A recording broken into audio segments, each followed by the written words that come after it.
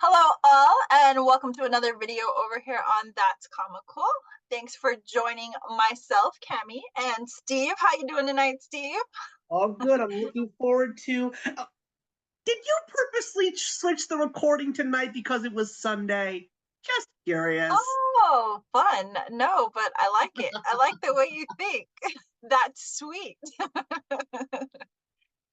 Well, of course, as you all know, we are over here overindulging on the Ice Cream Man by the Scoop. If you're here on a Wednesday, happy new comic book day. But if you're here with us on Sunday, well, help yourself to this Sunday treat.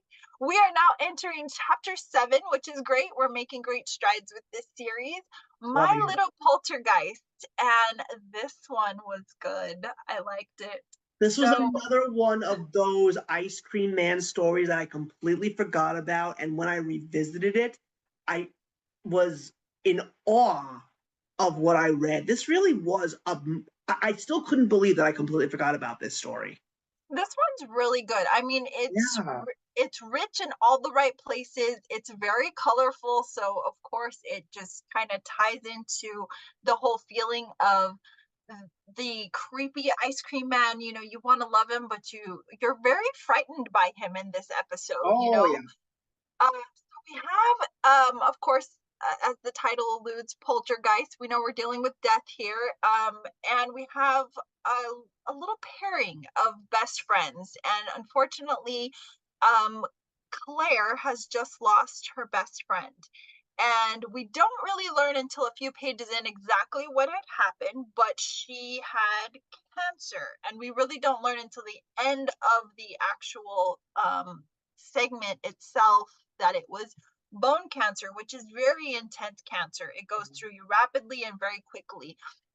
But let's kind of start at the beginning, and we have a shot of her on the swing set. But what's really cool about this too is she has like a little notebook. So you I have love this. the Notebook. Yeah. It's beautiful. It's really beautiful, and it's a animated drawing of her and her best friend, and we kind of toggle in all of our scenes as we kind of go through to the next scene. We have a picture in her notebook, and then we kind of go into the real thing. And as she's sitting on the swing enjoying an ice cream scoop, of course, we have her parents inside the house kind of, you know, looking at her from a bird's eye view, and they're really worried about her because she's obviously communicating with the dead, and that's creepy on a natural standpoint, but it's even scarier for a parent who is not only dealing with helping a child to understand loss, death, grief, and dealing with those natural emotions, but when your child is literally telling you, I can still see my friend is here with me, she can hear you, the parents are kind of supportive, but in a way, the dad, moreover, is just like, we can't keep leaning into this. We have to, you know, force her to kind of get over this. He suggests her seeing a therapist, which is a pretty natural thing when a child is grief stricken rather. You know, let's bring in an expert here. So up to this point, what are your thoughts, Steve? Where are you at with this? So, what I really appreciate about the beginning of this story is one of the few things that W. Maxwell Prince does beautifully is how exactly does a child deal with death? Is it the same way that an adult deals with death, or do they do this in a different way? And if there's one thing that we have to take a look at, is there's such an innocence to when a child is dealing with death. I mean, I still remember um, a decade at this point in time, about 2 decades now. I still remember when my family lost one of my great aunts, and when she passed away, she had two very young grandchildren. The youngest one was always asking, where's grandma, stuff like that. So it's a concept that they don't necessarily understand, and they try and deal with it in their own way. And I would definitely say when it comes to kids, there's a little bit more, as I said, a little bit more to that innocence. And that is the fact that they like to hold on to the things that are very dear to them, like a best friend. And it just helps them with the process. Like when a person who's lost a parent goes to the grave site and talks to the parent, and they believe that the parent is listening. I mean, I also understand the dynamic between the parents because when you take a look at a parentage, mother and father, it really is, and I just thought of this a second ago, it's like a human brain. The father is always the reason, and the mother is always the emotion. And the father is just the one that follows the straight and narrow path. He wants to give up the charade. It's time to grow up. It's time to move on. It's time to get serious.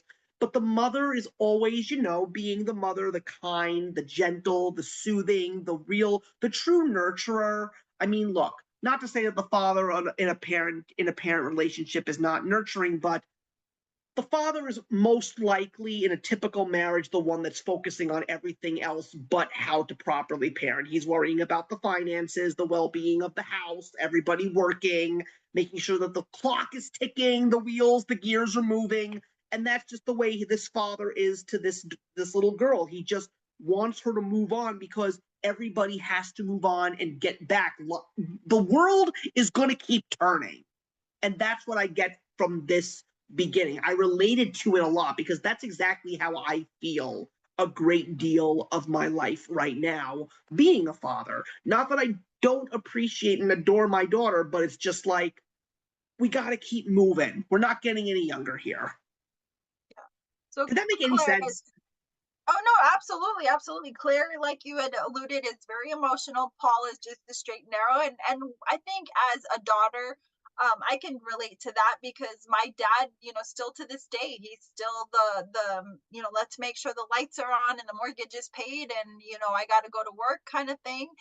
And my mom is, even though my sister and I are well into our adulthood, she's always the nature and nurture. Are you guys okay? And how are you feeling, kind of thing. So yeah, absolutely, that makes total sense. And I think that's the case for a lot of households. Oh So yeah, I think I'm so sorry, but I actually just want to tell you something really funny because it's like you can definitely see that with me, even though I'm very much into my mid 40s now.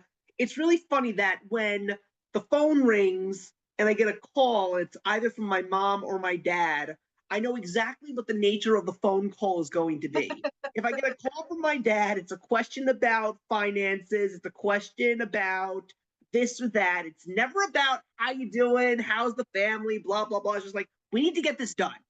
But when my mom calls, it's either a question about how is my granddaughter doing, or did you read this article about this food getting recalled today? A very loving, concerned mother. So it's just like, I know exactly how the parentage is in my family.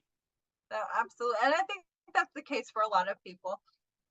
We did allude back to earlier in the conversation about the therapist. So now we see that Kayla, who is our 9-year-old little girl, she is going to go see a therapist. And the therapist is having the conversation with her, kind of asking her about her notebook. So once again, we have this scene in the notebook, battle scene, and they're fighting a monster. So she's like, what do we have here?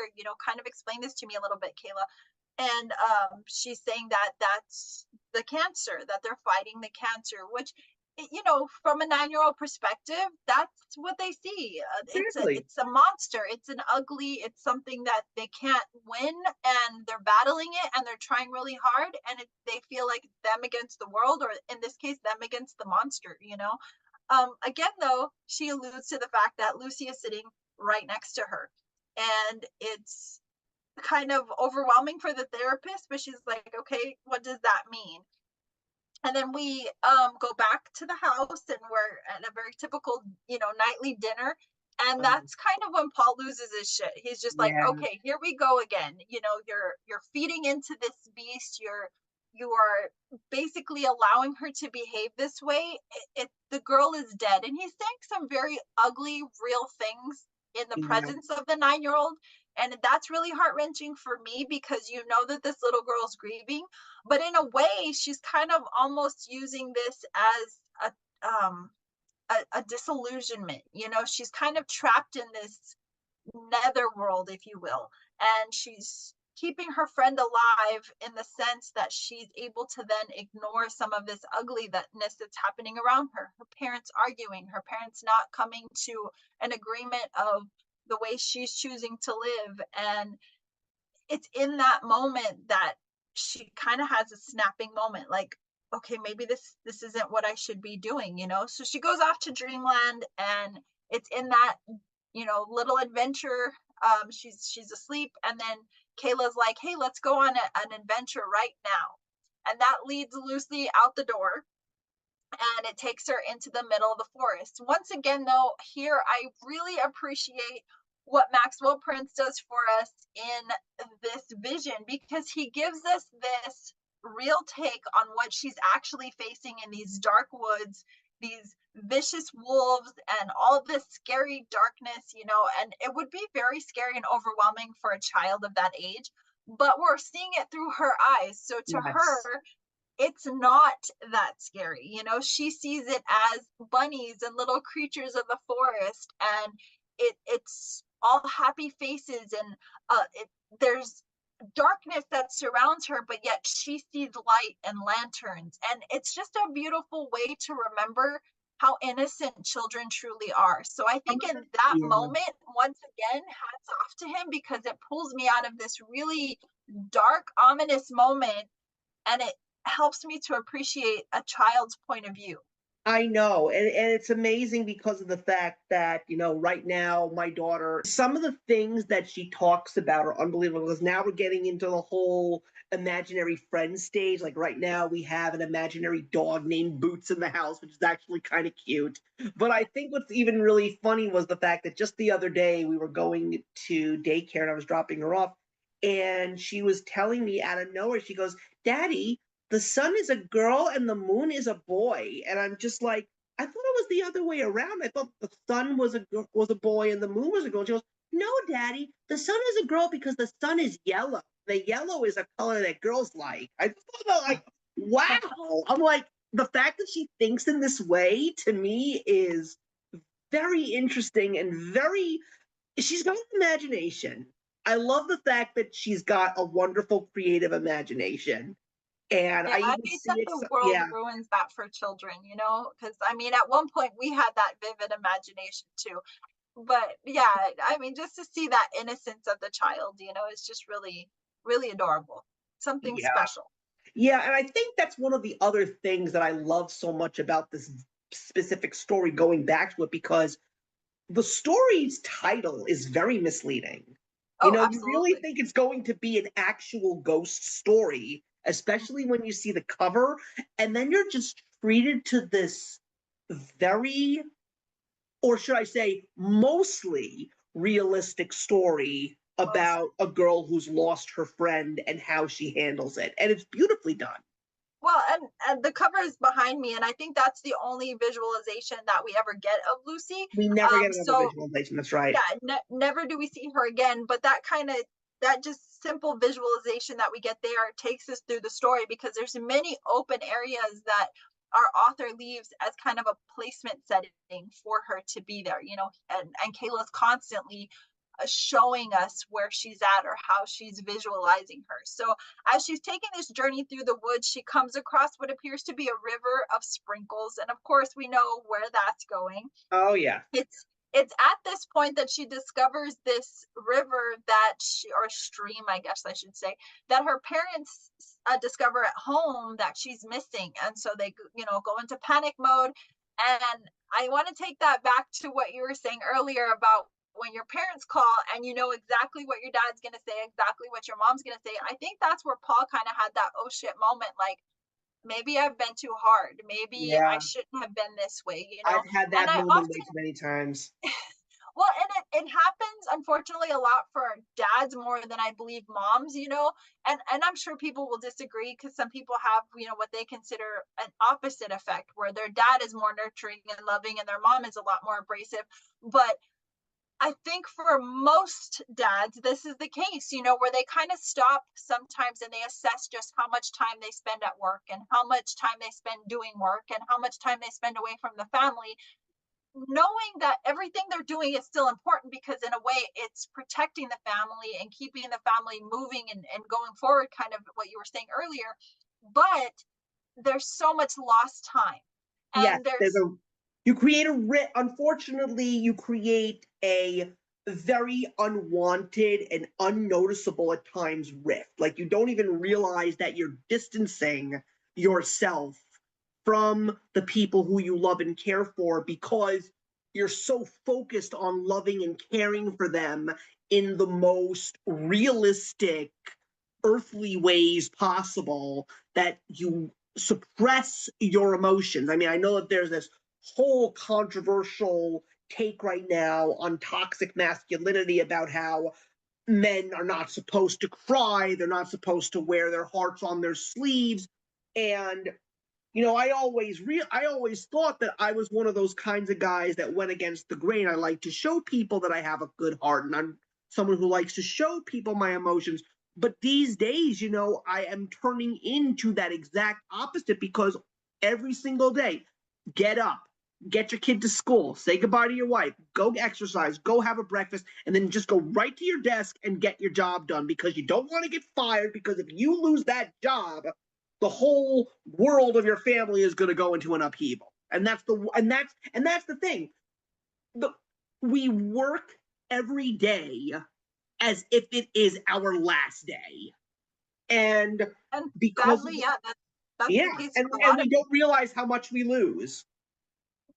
Well, and that's the thing too, tomorrow isn't promised. And I think for a lot of people, we get so caught up in the day to day and the routine that we oftentimes have to be reminded how damaging that routine can sometimes be. I mean, now even in my mid 40s, I have to remind my dad, who's approaching his 70s, and telling him, "Hey, Dad, you need to take a step back. A, remember how old you are, and B, you don't have a lot of time on the other side now. You've got to learn how to hand over the reins to other people. You have to learn how to spend some time at home and, plant the seeds at home because that's where you're needed." And I think it's really difficult sometimes for you guys to just let go and just to remember, how important the family dynamic is. And I Yeah, think in this situation, that's what happened to Paul. yeah. Here's a great example. This actually just happened yesterday. So yesterday, my daughter was actually set up on a play date to meet one of her friends at school at the local park. And I actually said to my wife, listen, while you guys go, I'm actually going to head over to the grocery store and deposit some bottles and cans. And then I'm going to go back home and I'm going to do my share of the cleaning that I haven't gotten done. For some strange reason, I said to my wife, I said, listen, when you get there, if both parents are there, let me know. I'll come. But if it's just one parent, I won't show up and I'll go back and do my work. So I go to the grocery store before they head out and I take care of my job with the bottles and cans. And I'm just sitting in my car and I send my wife a text and I said, hey, so what's the situation? And so they said they're running late.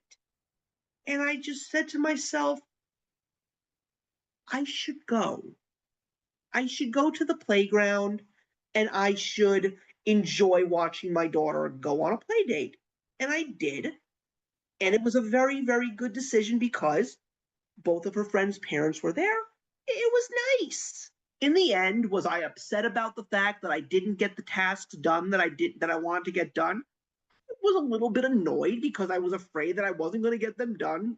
And so, as luck would have it, the recording that we're doing right now got canceled the day before, and I took that opportunity to finish my cleaning. And in the end, it got done. So we have to take every day and put it into perspective and always say that if you want the time for certain things, you make the time. But sometimes you also have to think about things that you don't normally think about, even though the play date was going to be handled. I ended up getting out on a beautiful autumn day and really having a really good day at the end. And I'm glad that I decided to just stop and smell the coffee that day. It's important. It's important to live life. And speaking of long journeys, we are back in the forest, and we Yes. realize that her journal has now taken us to what in her vision and her memory is a castle, but this is where we run into the ice cream man. And this is a very dark scene, and this got my horror heart pumping. I was like, oh my god, what is happening here? And when we see the body is missing skin. And so this innocent 9-year-old walks into this shed full of creepy things anyways, eyeballs and spiders in jars, and then she sees a man with no skin lying on a table asking for help. And then of course, who walks in but the man of the hour? Rick. Yeah, and he's ugly and he is terrifyingly just evil in that moment. There is just no good vision of him. You know, his teeth are out, his claws are out, and he is just ready to devour this poor little girl. And he ends up tying her up. So we are thinking the worst is about to happen. And then we kind of go back to a scene with her parents where her parents are on the phone with the police and they won't even take a report for 72 hours, which, as we know, is the truth. I mean, a person has to be missing for some hours before they'll even take you serious, because children do have a tendency to disappear and go to friends' houses and, you know, do little disappearing acts. So it's not unusual, but Paul's having his freak out like, God, I should have been nicer. I should have just went with this. And then when we get back to Princess Lucy and Princess Kayla's experience in the castle, we realize that we're not really sure what his intent is with her. Yeah, I mean, I will say it's a very in your face shock value moment. Yeah. But the crazy thing is, I still am questioning, did this actually happen? Or Yeah. is this really all in Kayla's imagination? Is the Well, ice cream man a Fig Newton of her own imagination? what really captured me is, and this is just before we kind of get the idea and understanding of the true meaning of the cancer, that there was bone cancer. She said something about the music. The music made her sick. And then what does he do? He blows music notes in her face. So it makes me wonder, did he just give her cancer also? You know? Like Yeah, what was the meaning behind that? Now is this child sick? But then we have the savior. The savior walks in. Caleb. It's still funny how this is a very subtle subplot. yeah, And even all the way to where Ice Cream Man is now, we still don't know. I mean, this is a somewhat of a spoiler, but we still have no idea who Rick and Caleb really are, what their past is, what's their purpose.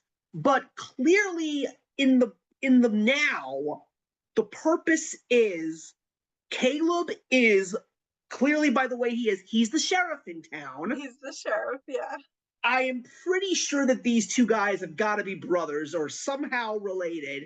And he's basically reminding Rick, don't go off the deep end or you're going to have to pay the piper. Let the girl go.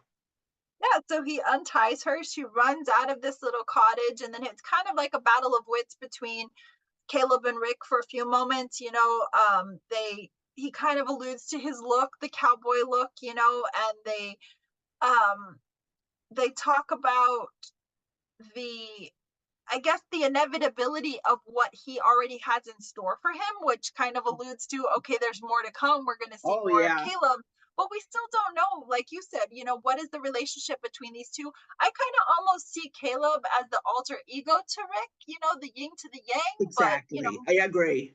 more to come on that. But luckily, Kayla does find her way home, and her parents, or I'm sorry, Kayla does not find her way home. Kayla is gone. Lucy finds her way home. And when she gets home, her parents are very excited to see her. But then that's when we have the actual definitive date that Kayla died.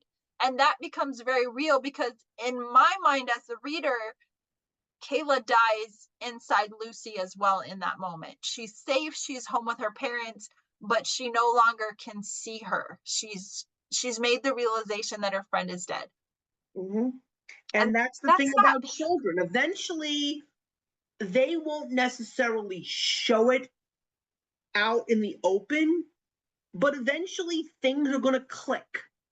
You know, that's just the way that kids are. I mean, I'm not gonna. I swear to you, if my daughter ever finds this video, which is why I'm not gonna talk about her potty training journey, she would kill me. But that was one of those moments in my world where I actually saw something just click. Don't know how, don't know where, but it happened. We're now where we are. But that's the thing with children. Children, even though when they're a part of us, we love them, we adore them, but it's crazy how we don't understand them 90% of the time. I think that in her case, she just wanted to keep the memory of her friend alive. And the stories help to keep her alive. And I think that, it ends very beautifully. She comes to the realization that her friend is gone. She goes to the funeral and then she eventually visits the gravesite. And it's in that moment that she makes the realization to not only herself, but to us as the reader, that stories make the world beautiful. Stories keep people alive, but even stories come to an end. And then our story ends. We get a beautiful picture of her and her friend being best friends forever. But it is there that we will break into chapter 8. I personally love this story. I think it was very well written, very well executed. There is a lot of heart and passion, and there's a lot of terror in this too. I think that, with the ice cream man, he's just a scary dude. There's just Yep. something about Rick that just sits on your skin and gives you the heebie-jeebies. Well, there was one thing that we cannot forget, and that's the fact that at the very end of the story, before the last page, the really nice, heartfelt moment is the fact that when the family sits down to dinner, Paul says, "Let's make a space," because Oh, yeah. he's not saying that I want you to keep thinking this way and acting and going back. He did that in a way to say, I miss her too. And Yeah, and I that's think one of it the, was and his that was, way. yeah, It was his way of apologizing, and kind yeah, of saying, I understand what you went through. A little seen unknown, known too late, but I mean, he made the gesture. And I think a lot of the times that's what happens with a parent in that situation is when they come to the realization, like, I kind of messed up. Let me make good on it. It might not make the situation 100%, but at least it's going to let the child know that I'm there for them and that I care. it's a great insert to the ice cream man lore. I mean, taking a look at where we have gotten so far with the second volume, I will say that this definitely beats the Ballad of a Falling Man. That one is just crazy, fun, but weird. But I Yeah. mean, you take a look at this one and Strange Neapolitan, they're just two brilliantly written stories. And again, I think a thing that I like so much about this chapter is the fact that there is a lot of show and don't tell. There's a lot of great visuals that really move the story along, and you don't need that much dialogue to give us that kind of a story. Absolutely. But the beautiful thing about W. Maxwell Prince is he not only visually gives us a story, but he gives us something very meaningful in the words. And he gives us characters that are palatable. They really Yeah, stick in your memory bank. It's not just a forgettable character. It might be a forgettable story because not everything necessarily will resonate with the reader, but I think that the continuity of this series is just so fluid and so well executed and very well flushed out. I love this, and I'm excited to finish out volume 2 with you very soon, yeah. where we will be entering into chapter 8, and that's called Emergencies. So we'll see where that leads us. But for Right. now, I think this one was a very solid read. And if you haven't yet joined us on this journey, we are not that far in. You can easily catch up. So by all means, read a scoop at a time, or just devour yourself and just cover yourself in liquid All the chocolate. flavors. Liquid chocolate. I was trying to think of the topping, but All the flavors. that should wrap up this Yep. segment and this issue for us. This one was fun. It was a little hard on the heart, but it was a good one.